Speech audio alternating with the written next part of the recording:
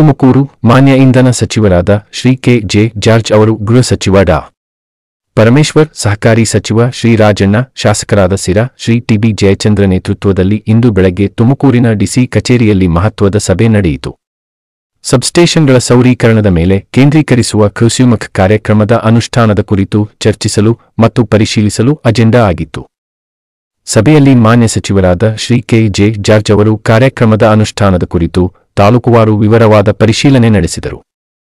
ಕೃಷಿಮುಖ ಉಪಕ್ರಮವು ರೈತರಿಗೆ ಕಡಿಮೆ ವೆಚ್ಚದಲ್ಲಿ ಹಗಲಿನ ವೇಳೆಯಲ್ಲಿ 7 ಗಂಟೆಗಳ ನಿರಂತರ ವಿದ್ಯುತ್ತನ್ನು ಒದಗಿಸುವ ಮೂಲಕ ರೈತರಿಗೆ ಅನುಕೂಲವಾಗುವಂತೆ ವಿನ್ಯಾಸಗೊಳಿಸಲಾಗಿದೆ. ಹೆಚ್ಚುವರಿ ಮುಖ್ಯ ಕಾರ್ಯದರ್ಶಿ ಶ್ರೀ ಗೌರವ ಗುಪ್ತಾ ಜಿ.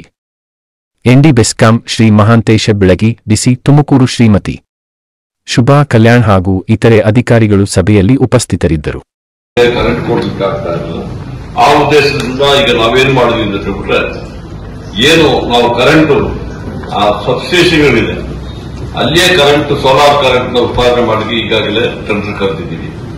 ಅದರಲ್ಲಿ ಸುಮಾರು 700 ಮೆಗಾವಾಟ್ ಬೆಸ್ಕಾಂ ಇದರಲ್ಲಿ ಈಗಾಗಲೇ ಆಗಿದೆ. ಇನ್ನೊಂದು 400 ಮೆಗಾವಾಟ್ ಸಮೇತ ಈಗ ಫೈನಲೈಸ್ ಸೆಕೆಂಡ್ ಫೇಸ್ ಫೈನಲೈಸ್ ಮಾಡ್ತಾರೆ. ಉದ್ದೇಶ ಏನಂತ ಹೇಳ್ಬಿಟ್ರೆ, 1 ಮೆಗಾವಾಟ್ಗೆ ಸುಮಾರು 4 ಎಕರೆಯಿಂದ 5 ಎಕರೆ ಜಾಗ. ಈಗ ನಮ್ಮ